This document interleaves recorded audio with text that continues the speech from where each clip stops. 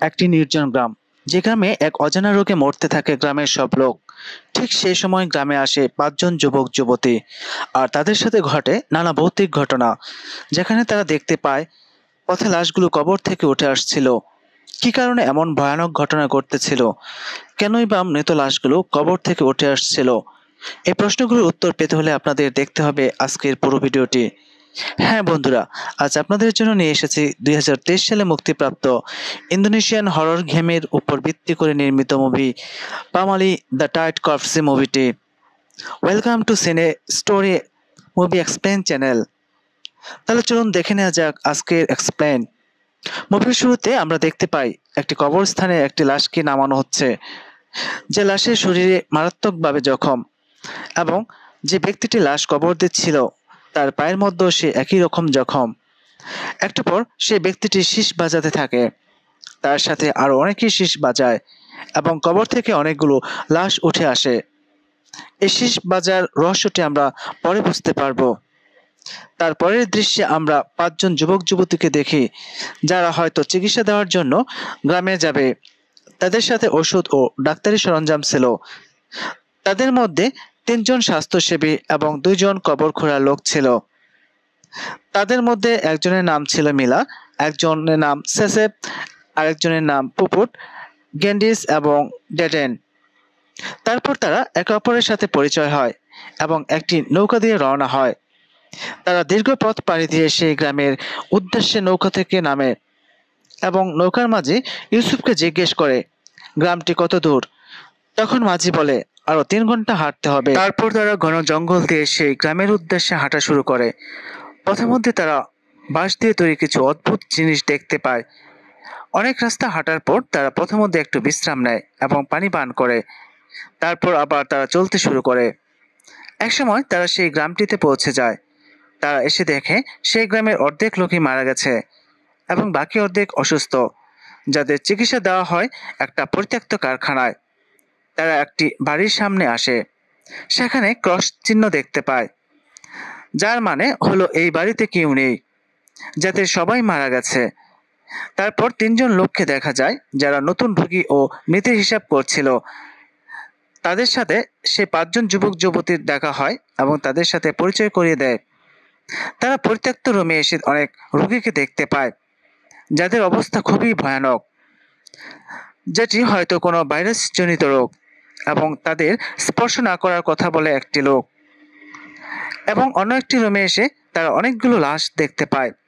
তারপর ইউসুফ তাদের থাকার জন্য কবরস্থানের পাশে একটি রুম দেয়। সেখানে ডেডেন সেসেপকে একটি মানচিত্র দেখায় এবং একটি বই দেখতে পায়, যেটি মৃত ব্যক্তিদের সঠিকভাবে দাফনের নিয়ম, এবং একটি খাতার মধ্যে 3 দিনের পুরনো লাশ লিস্ট দেখতে পায়। পরের দৃশ্যে আমরা মিলা এবং পুপুটকে দেখি কথা বলতে, যারা এই ভাইরাস সম্পর্কে কথা বলছিল, যে তারা এই ধরনের ভাইরাস কখনো দেখেনি। তারপর মিলা পুপুটকে বলে সবসময় গ্লাভস পরে থাকতে এবং একটু দূরত্ব বজায় রাখে চলতে। তারপর মিলা কিছু মদ নিয়ে লাশের রুমটিতে যায়। সে কিছু মদ ছিটিয়ে দেয়, কিন্তু অদ্ভুত ব্যাপার হলো একটি মদ আবার তার কাছে ফেরত আসে, যেটা দেখে সে খুবই অবাক হয় এবং ভয় পেয়ে সেখান থেকে চলে যায়। তারপর রাতের বেলা ডেডেন এবং সেসেপকে আমরা কবর খুঁড়তে দেখি। হঠাৎ করে সেসেপ শীষ বাজার শব্দ শুনতে পায় এবং ডেডেনকেও শুনতে বলে। আমরা দেখি 2 জন যুবক যুবতী শীষ বাজাচ্ছে, যার রহস্য আমরা পরে জানতে পারবো। তারপরের দৃশ্যে একটি ঘর থেকে লাশ বের করে নেওয়া হয় এবং সেখানে ক্রস চিহ্ন দিয়ে দেওয়া হয়। কিন্তু অদ্ভুত ব্যাপার হলো সেই ঘর থেকে হঠাৎ আলো জ্বলে ওঠে। একদিন রাতে পুপুর যখন রোগীদের রুমে আসে, তখন হঠাৎ করে একটি রোগী তাকে আক্রমণ করে এবং তাকে মেরে ফেলার চেষ্টা করে, কিন্তু রোগীটি নিজেই মারা যায়। তার মাথা দিয়ে অনেক রক্ত বের হয়। সেই রাতে যখন নামাজ পড়ছিল, হঠাৎ সে একটি কাফন পরা লাশ দেখতে পায় এবং ভয় পেয়ে যায়। তারপর আমরা দেখতে পাই সেসিপ শুনতে পাচ্ছে কে যেন তাদের দরজায় ধাক্কাচ্ছে। সে ভয়ে ডেডিনকে ডেকে তোলে যে কেউ দরজায় ধাক্কা দিচ্ছে, কিন্তু ডেডেন বলে তুমি স্বপ্ন দেখছো হয়তো, কারণ আমরা তো কবরস্থানে আছি। তারপর সেসিপ একটা লাইট নিয়ে বাইরে বের হয়ে দেখে কে ডাকছে, কিন্তু সে কিছু দেখতে পায় না। তার পরদিন মিলা সেসিপ এবং ডেডিনকে জিজ্ঞেস করে তারা আগের রাতে মৃত ব্যক্তিকে দাফন করেছে কিনা। তখন তারা না বলে মিলা বলে, আমরা আরো একটা রোগী পেয়েছি যার অবস্থা খুব খারাপ। তারপর আমরা দেখি এক মেয়ে তার মায়ের চিকিৎসার জন্য সেই চিকিৎসা কর্মীদের বাড়িতে আসে এবং তাকে তাদের বাড়িতে যেতে বলে, কিন্তু তারা মানা করে দেয়। মিলা এসে তার বাড়ির ঠিকানা জানতে চায়। তখন মেয়েটি তার ঠিকানা বলে। মিলা তখন মেয়েটিকে আবার বিকেলে আসতে বলে যাতে করে সে তার সাথে যেতে পারে। ঠিক ওই মুহূর্তে এক রোগীর খিঁচুনি ওঠে এবং এক সময় সে মারা যায়। তাদের মধ্যে গ্যান্ডিস ইউসুফকে আবার ওষুধ আনতে ফোন করতে বলে, কিন্তু তারা বলে তাদের ফোন নেটওয়ার্কের বাইরে।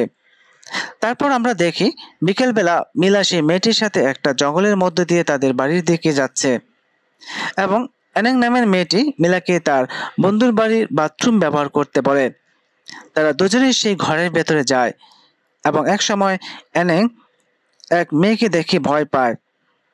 মিলা এসে অ্যানেংকে জিজ্ঞেস করে কি হয়েছে। সে বলে পর্দার পেছনে কেউ একজন আছে। মিলা পর্দার পেছনে দেখে হুবহু অ্যানেং এর মতোই একজন। তখন সে ভয় পেয়ে যায় এবং যখন সে ঘুরে দাঁড়ায় সে দেখে সে এক ভূতকে দেখতে পায় এবং তারা পালিয়ে যায়। পরের দৃশ্যে আমরা দেখি ডেডেন বাথরুম করতে বাইরে আসে এবং সে সেসিপের কাছে পানি চায়। সেসিপ কুয়া থেকে পানি তুলছিল। হঠাৎ বালতিতে কিসের যেন আটকে যায় এবং হঠাৎ সে পড়ে যায়।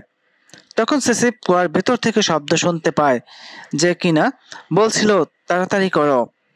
সে ভয় পেয়ে ডেডেনকে তাড়াতাড়ি করতে বলে এবং ডেডেনও একটি ভূত দেখতে পায় ও ভয় পেয়ে বাথরুম থেকে দৌড়ে পালায়। সেই রাতেই তারা তাদের ভয়ের কারণগুলো খুঁজে বের করার জন্য মিটিং করে। একসময় পুপুট বলে ওজাং নামে লোকটি মারা যাওয়ার সময় শুধু কবর শব্দটি বলছিল, তার মানে যত তাড়াতাড়ি সম্ভব হয়তো কবর দিতে বলছে।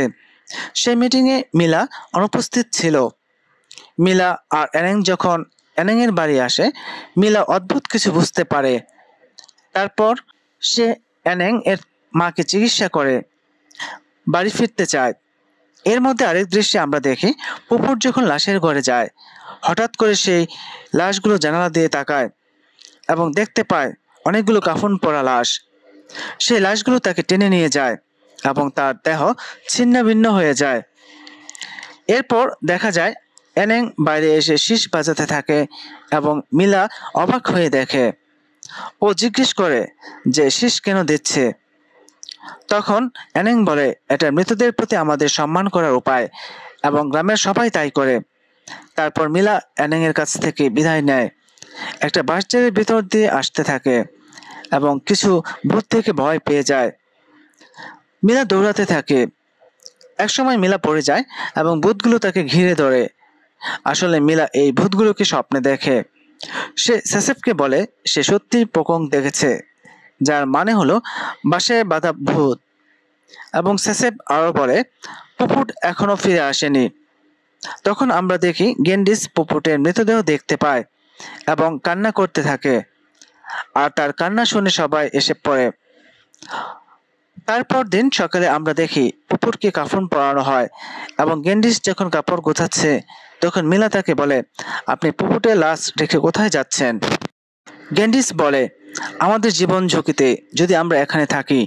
তুমি আমার কথা কখনো শোনো নাই, তাই পুপুট আজ তোমার কারণে মারা গেছে। তারপর গেন্ডিস চলে যায়। এর পরের দৃশ্যে আমরা দেখি অ্যানেং এর মা জানালা দিয়ে একটা ভূতকে দেখতে পায় এবং সেই ভূতটার রক্ত অ্যানেং এর মাকে পান করায়, যার ফলে সে মারা যায়। পরের রাতের দৃশ্যে ডেরেন তার শরীরের ক্ষত দেখতে পায় এবং সে দরজায় শব্দ শুনতে পায়। সে বাইরে এসে দেখে অন্ধকারে সেসেফ জুতা সেলাই করছে। তখন ডেরেন আলো জ্বেলে দেয়, কিন্তু সে সেসেফকে আর দেখতে পায় না। এখন সে তার মতো অবিকল আরেকজনকে তার বিছানায় দেখে। সে মিলা ও সেসেফকে এসে বলে সে ভূত দেখেছে। সেই মুহূর্তে অ্যানেং এসে বলে তার মা মারা গেছে। তারপর সেসেফ এবং ডেডেন এসে অ্যানেং এর মায়ের লাশ নিয়ে যায় এবং মিলা গ্রামের বাকি লোকদের খবর দিতে থাকে যারা এখনো জীবিত আছে। তারপর আমরা দেখি ডেরেন যখন মোবাইলে কথা বলতেছিল, হঠাৎ করে বজ্রপাতের শব্দে তার মোবাইলটি নিচে পড়ে যায় এবং সেও পড়ে যেতে থাকে। তারপর সেই কুয়া থেকে একটা লাশ এসে ডেরেনকে ভিতরে নিয়ে যায়।